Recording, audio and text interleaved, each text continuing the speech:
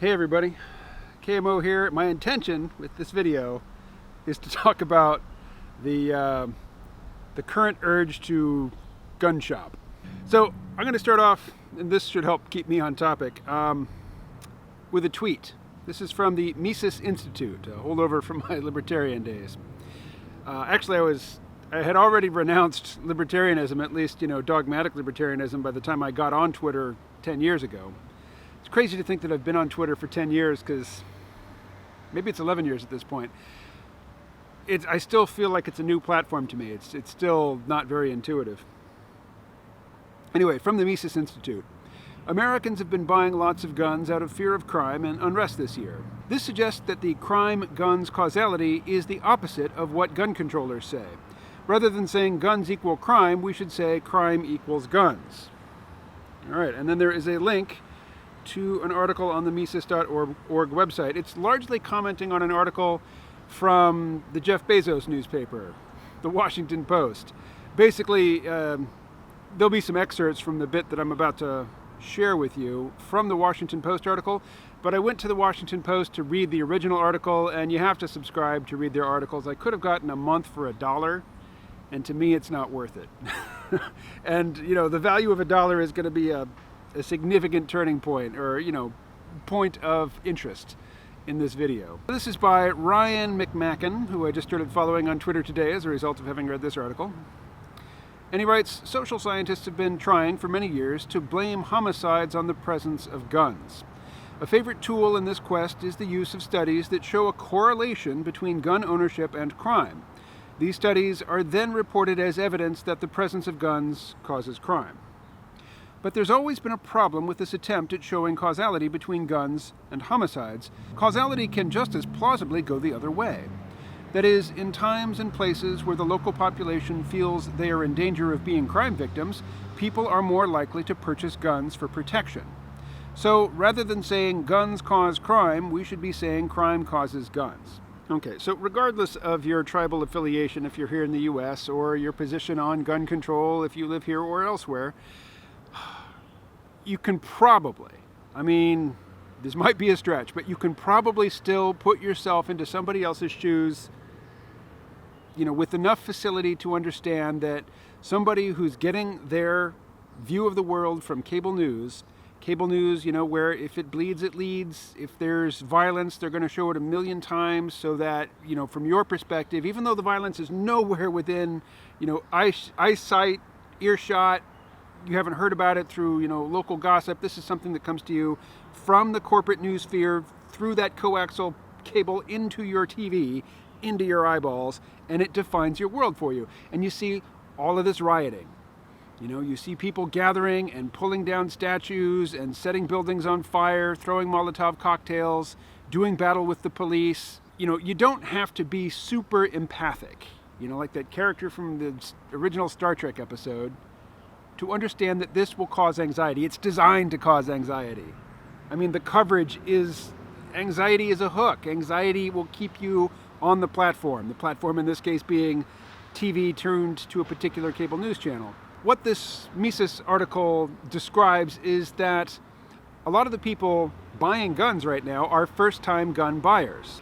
And I'm pretty sure that not all of them are red tribers. There are blue tribers who look at what the blue tribe spokespeople, the exemplars of the blue tribe narrative, what they say, and whatever they post on Twitter or whatever they say out loud, in front of polite company, on the inside they're getting a little nervous. They're starting to slow their pace a little bit so that, those with a quicker pace get more to the front of the line, and they're sort of passively retreating back into the crowd, and in the process buying guns. Now, this came to my attention because I think I did a Twitter search on gun buying, because, longtime libertarian voter, former libertarian voter at this point, but longtime libertarian voter, and still a supporter of gun ownership and, Second Amendment rights. I've been, not just recently, but this year, periodically just window shopping for firearms. And, knowing what I know, I have a weird background in that I had a father who was a federal law enforcement agent. I've had guns around me, since I was a little kid. Since I was younger than I can really form memories, guns were just a totally normal thing in my life. And yet I grew up Blue Tribe. My parents were Red Tribe, but, rebellious youth that I was, of course, I gravitated to the opposite. And then most of my friends are Blue Tribe. And, college educated in the humanities, I don't have an engineering degree or something practical like that. No, just strictly humanities, which pushes one into the Blue Tribe. So, all right, so I've mentioned I don't share the Blue Tribe aversion to firearms. I was a libertarian voter for decades, supporter of Second Amendment rights, pro-gun. You can just boil it down to I am pro-gun. I don't own one. I mean, technically, I still have the .22 caliber rifle that my father gave me when I was a child. It is at my mother's house in Arkansas. It got dropped decades ago down a canyon and has a bent sight and is largely useless. And it's .22. But for all practical purposes, I am unarmed. I don't have any weapons, including firearms. And every now and again, I start window shopping for them. It never gets beyond that stage. I compare prices, I get a few models in my head, but I never actually pull the trigger and make the purchase. Well, here I am at the window shopping stage again, and I'm thinking about shotguns. I'm not going to devote my life really to becoming some god of handguns. And, I realize that with a minimal amount of training, a handgun is useful. I strictly want it for home defense. And for my purposes, a shotgun is going to fit the bill. I would prefer a semi-automatic shotgun, but, honestly, hopefully, even if I purchase one, hopefully I will never have cause to use it. And I'm just going to be cheap about it. So I'm going for a pump action shotgun. And I just called up the website of Runnings. It's like a farm supply store, but they also, they have sporting goods, and for rural folks, sporting goods means hunting. So of course you can buy firearms there. And I was looking at their, what they have in stock in terms of shotguns, and the thing that I'm sitting on right now, it's the idea that I'm sitting with, is the Savage Stevens 320 security pump shotgun. Why? Because it's cheap. It's $230, which is like entry level for even like this phone. Hopefully I'd never need to use it. Obviously I would practice with it enough to be conversant with it, and hopefully conversant with it in a high stress situation, because that's the only time it's really going to be useful. But here I am still at the window shopping stage. I have not pulled the trigger, again, pun intended. And yet I recently just upgraded my professional equipment, and I didn't have to get a Wacom Cintiq. I could have gotten something that was better than what I was already using, but was well short of the $1,000 plus that I paid for the Cintiq, and yet I didn't hesitate. I knew I would be using it. I knew I would be using it for, revenue generating activities, so it doesn't bother me at all. Took my son to a fairly casual afternoon meal in Keene, New Hampshire the other day, because it was his birthday. We went to a Japanese steakhouse. It was clearly Pan-Asian. The people working there spoke Chinese. But, it was just the two of us. We weren't drinking, just eating. $70 is more than I pay for myself, certainly for a meal. But for a son's birthday, I didn't bat an eye at that. I'm about to rent a car to drive him home. I'm not going to, obsess over the cost. But when it comes to purchasing a firearm, suddenly I am the most miserly of misers. And I know if you are, vociferously pro-gun, and not only that, but you pride yourself on your handling of weapons, your informed care of them and safety practices, you're probably scoffing at me for being, even at the window shopping stage, being such a cheapskate. But there it is. I mean, this is purchasing a firearm for me. It kind of seems like a chore that I've been shirking, a duty that I have been putting off for decades now. I should put at least some of my money where my mouth is on this issue, but again, it's not going to be a hobby for me. And if all goes according to plan, I will never need it.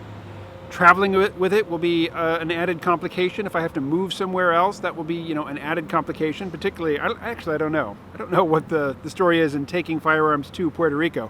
I know you can have them there. Back to this tussle with the Mises Institute and the Washington Post. Washington Post trying to spin the fact that people are buying guns with, an increase in crime right now. People are anxious about social unrest and feeling insecure and looking to alleviate their insecurity with a purchase, because that's what we do. We're scared about something, so we buy something. Maybe we buy land in the country. Maybe we buy meals ready to eat or freeze-dried rations of some kind. We have a bug-out bag that we paid big money for. You buy a gun. Clearly, the stuff that you're buying is not going to alleviate your anxiety. It is the purchase itself, or more likely, it is the expectation of the neurological impacts of, spending a lot of money, supposedly in the service of increasing your safety. That's where the reward is. And knowing that, that's why I'm being so cheap about this. But for me, it makes perfect sense to say people are feeling anxious about crime right now. And as a precaution, physical, psychological, magical, they make a purchase of a handgun. So you have a correlation between increasing crime and increasing handguns. Now, the statistics that the Washington Post was using were from 2 studies, and they didn't offer information. They only offered information on a statewide basis. So you couldn't see from these studies where within a particular state people are buying guns. All right, so now I'm going to read 1 paragraph from the Mises Institute article, and then it's going to quote 2 paragraphs from the Post. Mises Institute author writes, "But now, perhaps predictably, left-wing media organizations like the Washington Post are trying to turn this narrative around. People aren't buying guns as a reaction to violence and social disarray, the Post insists. All those new gun purchases are what's causing the violence in the first place," says the Post. Quote, "Americans purchased millions more guns than usual this spring, spurred in large part by racial animosity stoked by widespread protests over the killing of George Floyd in Minneapolis, as well as anxiety over the effects of the COVID-19 pandemic. That gun-buying binge is associated with a significant increase in gun violence across the United States." Weasel word or weasel phrase there, is associated with, correlates with, implying causation, implying it in the direction that is convenient for your worldview, but not actually saying it. So, breaking away from those competing articles, I talked to my friend Kevin Lynn the other day, and we were on a Zoom call, and he was doing it remotely because he was in Harrisburg, Pennsylvania, the state capital, for a protest there, and he was just there, with his GoPro, taking in, talks that people are giving, talking to people who had assembled there, and he has interviews in this video. I'll link to it in the video description below. He's talking to people who have come from various, half hour away to 4 hours away. They came armed to defend mostly Civil War monuments. Now, this is in Pennsylvania, all right? This is not Georgia. This is not Mississippi. But there were battles, fought in what is now considered the North. Big historical battles. And there's just a mania right now for tearing down statues. And statues erected of Civil War generals in the 1950s, yeah, gross. I mean, I have no attachment to those statues. But, those aren't the statues in rural Pennsylvania that these people have come to protect. Now, many of the people who were assembled at this protest were armed. And yet, this is something that, for me, it is hard not to see it, and yet I realize that many of my Blue Tribe friends are, highly motivated not to see it, and that is this. If you compare any sort of leftist protest, any sort of protest where people are likely to show up dressed all in black with, weapons, makeshift weapons, like frozen bottles of water to throw at police. Any such crowd is going to look like a bunch of lunatics and sound like a bunch of just bloodthirsty fanatics when you put them next to the people that Kevin interviewed the other day in Pennsylvania, rural Pennsylvania. People who cared, they wanted to protect monuments that they thought were under threat, and they came from a variety of places. These people aren't cursing. They're not invoking gross stereotypes of the people that they imagine to be on the other side of the issue that they're on. And they're not visibly agitated. You can tell that they're not tweaked. They're not high on adrenaline and rage and a psychological sense of moral superiority, aka righteous indignation. Surely some of that takes place in the Red Tribe, I have no doubt. I can call up an image of some shirtless, muscular dude pounding his chest and screaming, my Trump, back in 2016. But at gatherings of conservatives, particularly pro-gun rights conservatives, they tend to be very self-disciplined, and they tend to keep their emotions locked down. Now, this is a typically, according to stereotypical gender roles, this is a typically masculine thing to do, is to keep one's emotions in check. And yet, among the people that Kevin interviewed the other day, even the women had that same quality about them. You could tell they were dedicated. You could tell from their actions and from their words that they were dedicated to the things they said they believed in, but they weren't rabid about it. And I certainly have my Blue Tribe sympathies. I mostly grew up libertarian because, the Libertarians were the only political party that had a consistent, principled objection to the drug war. And the drug war, in opposition to the drug war, has been my lifelong political North Star. Concerns come and go, some wax, some wane. My belief in what would be effective in any given situation to bring about the state of affairs that I think is desirable changes from time to time. But I've been consistently against the drug war, and largely the Libertarians were the only group that made much sense on why they opposed the drug war. And I discovered libertarianism in the late 80s and early 90s when Democrats and Republicans alike, much like today, have the exact same stance on the drug war. Now, in the 80s, that stance was, the 80s and early 90s, that stance was drugs are evil, people who do drugs are evil, people who sell drugs are evil, people who buy drugs are evil. Even if you get near drugs, a good person will turn evil because they're evil, evil, evil concentrated, and we have to come down as hard as we humanly can to punish evil people. It's what the Democrats said, it's what the Republicans said. What do they say about the drug war now? Nothing. They know the public doesn't support it. They know there is no rational defense for it. And except for, old holdovers like Joe Biden or Jeff Sessions, nobody talks about drugs being bad anymore. One, because, the opioid epidemic affects so many white people. It is broken out of the subgroups where these types of social maladies are supposed to be contained, where you can treat them like a criminal justice issue.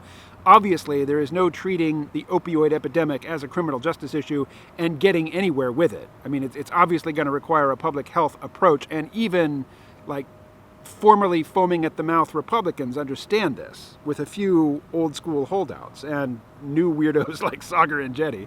But for the most part, you won't hear anything about the war on drugs because the federal government is in no hurry to advertise that it's still going on because it enjoys such little public support.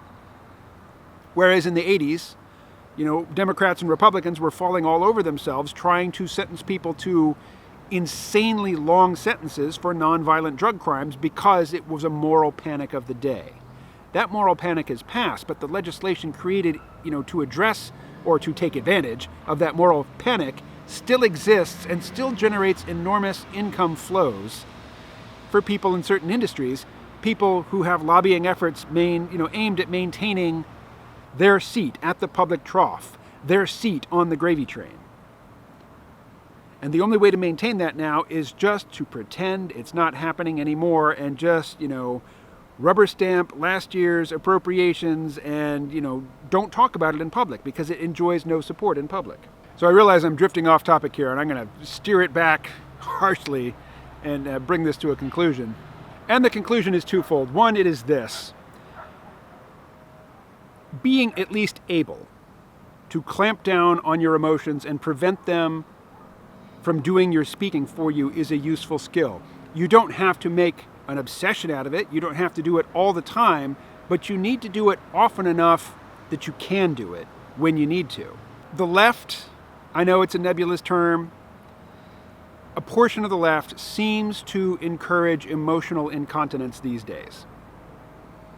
And if you just shriek and scream at the top of your lungs, eyes wide, spittle flying, that, as long as you are screaming for the right cause, not only is an adequate substitute for a rational, well-argued position, but in fact it is morally superior to a rational, well-argued position. I think this is insane. I think it's crazy. But at the same time, I don't want to overestimate how large a slice of the left, this covers or this applies to. More importantly, part of, keeping one's emotions in check, which is not to say denying them or repressing them, but keeping them from running the show, part of that is to avoid the temptation to rehearse one's grievances, to go on Twitter and articulate what it is you're mad about and what it is you don't like about the other side over and over and over and over again, multiple times a day, every day of the week, every day of the year, so that the emotions that fuel those grievances aren't just always at the ready, always ready to just spring from 0 to 60. Mm-hmm. I heard from one viewer/listener recently who described his lifelong struggles with traditional masculinity and how it is a bane to his existence and how he really, really doesn't like it. And he was very angry, or at least, upset by a video I did where I said, granted, in a, cavalier, callous fashion, wasn't talking to him specifically or even addressing his situation because I didn't know about it, but somebody was complaining about the rigidity of gender roles and how they didn't like it. And I revived the phrase that was common when I was a teenager, sounds like a personal problem. Yeah, it's dismissive. It is cruel, but at the same time it makes an important distinction between a discomfort that you have, a psychological discomfort that is your responsibility to address, versus one that is the society's obligation to address for you. I think there are very few things that fall into that latter category, even fear of violent crime. So I know a lot of, it seems like I exclusively pick on the Blue Tribe, and, it's largely like Kaczynski or, Freedom Club. In his manifesto, he has page after page after page of, why leftists, you should never associate with them, why they are bent on destroying anything that is good or, noble or accomplished, and just how worthless they are. And then at the end he says, and Republicans are, or conservatives are absolutely useless because, they embrace capitalism and technological change, the two things that are most likely to destabilize, a stable society. And I'm kind of like that. It's like I have a fairly detailed list of things that irritate me about the current Blue Tribe. But the Red Tribe, most of my friends are in the Blue Tribe. I have very few Red Tribe friends. I have very little interaction with the Red Tribe, particularly younger ones. And they're just not much of a presence in my life because I have so very little in common with them, outside of things like the Second Amendment. Because I used to be a fairly fundamental free market capitalist, and I absolutely am not anymore. So again, pointing this thing toward the direction of the exit. Emotional self-discipline. I think the Red Tribe does it better than the Blue Tribe at this point. Clearly you can point to members of each tribe that do it very badly, but the complete lack of emotional discipline, self-discipline, seems to be not only accepted on the left, but even encouraged. And I think that's dangerous. And it's dangerous largely because in a moment of moral panic, all manner of extreme laws can get passed that will remain in place. Like the laws that underlie the drug war and mass incarceration, they remain in place even after the moral panic which allowed their passage has subsided. So if you see a moral panic, if you detect a moral panic, calmly point out that it's a moral panic. But absolutely, even if you take no action whatsoever, other than just, making a mental note, oh, there's a moral panic in progress, don't join one. Don't take part in one. Don't feed it. Don't fuel it. If you're not going to fight the fire, at least don't put combustible materials on top of it. you know? So I'll leave it at that. I'll talk to you again soon.